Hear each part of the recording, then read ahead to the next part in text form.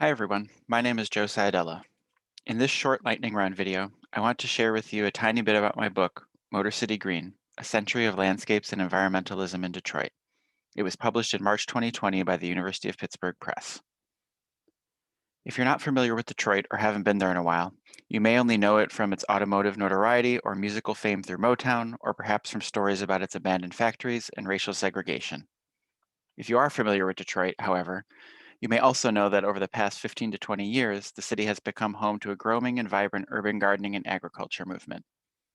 Longtime residents have taken on the work to remake nature in a city better known for producing goods from raw materials.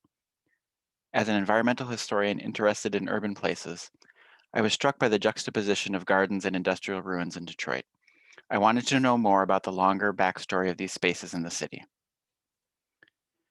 In my book, Motor City Green, I research and write about the diverse ways activists, city leaders, and everyday residents rework nature in Detroit to create a sense of place and belonging through features like parks and gardens, with a particular attention to the city's African American communities.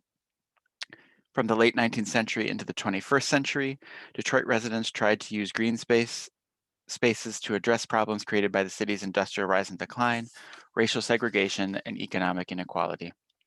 Detroiters turned to parks, gardens, yards, and other outdoor spaces to ameliorate the negative social and environmental consequences of industrial capitalism.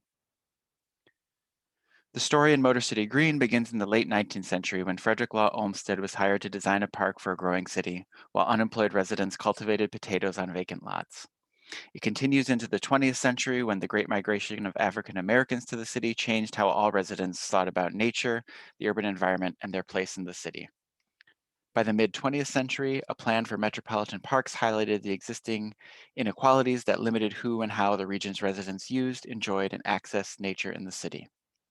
By the early 21st century, residents built on these legacies to cultivate a new sense of the city and environmentalism. The book illustrates how today's urban gardens in Detroit evolved from, but are also distinct from, other urban gardens and green spaces in the city's past.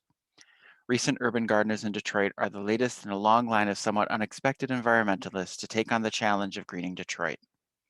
Those who came before planted seeds of possibility to imagine and create gardens as a community and public good in the ongoing struggle for a more just and sustainable city. So thanks for watching and listening. I hope you'll consider reading.